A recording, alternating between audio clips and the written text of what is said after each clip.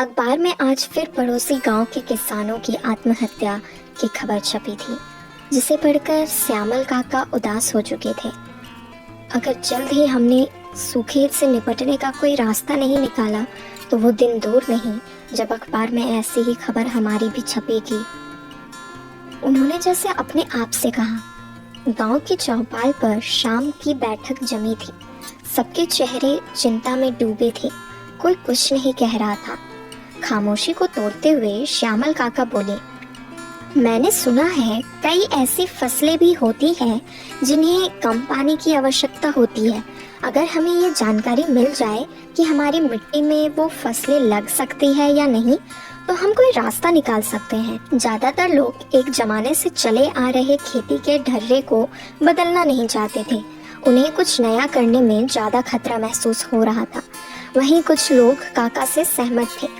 गांव के एक युवा ने कहा, मैंने रेडियो पर सुना है किसानों को सलाह देने के लिए सरकार की तरफ से कई संस्था है जो हर प्रकार की उचित जानकारी मुहैया करवाती है और सरकार की तरफ से भी किसानों को हर संभव मदद मिलती है।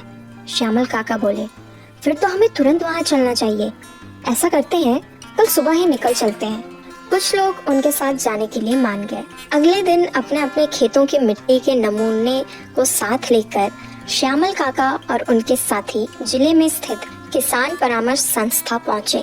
वहां से उचित जानकारी पाकर वो लोग गांव वापस पहुंचे और नए सिरे से शुरुआत करने की ठान ली। श्यामल काका इसमें सबसे आगे थे। उन्हें इस बुढ़ापे में मेहनत करते हुए देखकर गांव के कुछ लोग बोले, काका, अब इस उम्र में आपने क्या नया रोग पाल लिया है। हमारी मानिए, कुछ नहीं होने वाला है। हमें बारिश का इंतजार करना चाहिए। हुई तो ठीक, वरना भगवान मालिक है।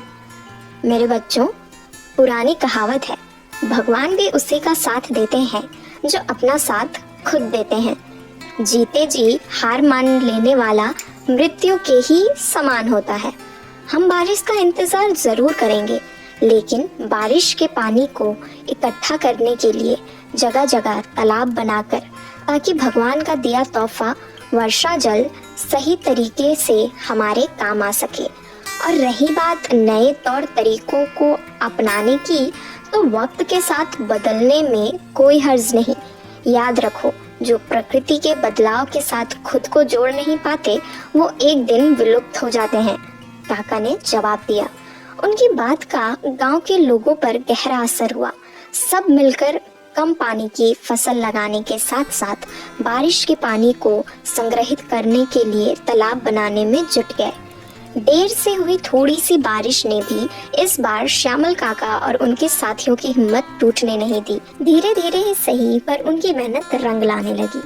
श्यामल काका गांव एक बार फिर से समृद्धि की तरफ लौटने लगा था।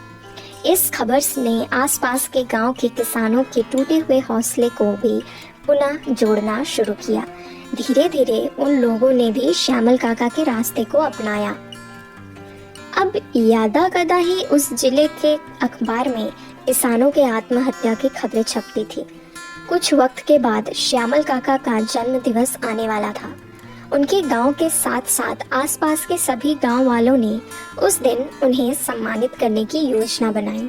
जन्म दिवस के दिन जब सभी ने मिलकर उन्हें फूलों की बड़ी सी माला पहनाई और सही मार्गदर्शन करके एक बार फिर से जीवन संवारने की उम्मीद जगाने के लिए उनका धन्यवाद किया, तो काका बोले, मेरे बच्चों, धन्यवाद का पात्र मैं अकेला नहीं हूँ, बल्कि हम सभी हैं।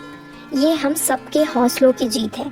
हमारे खुद का साथ मजबूती से देने और उम्मीद का दामन थामे रखने के कारण आज हम सब दुनिया के लिए मिसाल बन सके हैं। काका की बात सुनकर सभी जोश से ताली बजाते हुए आंखों में नई आशा की चमक लिए सुनहरे भविष्य की तरफ देखने में मशगूल हो चुके थे।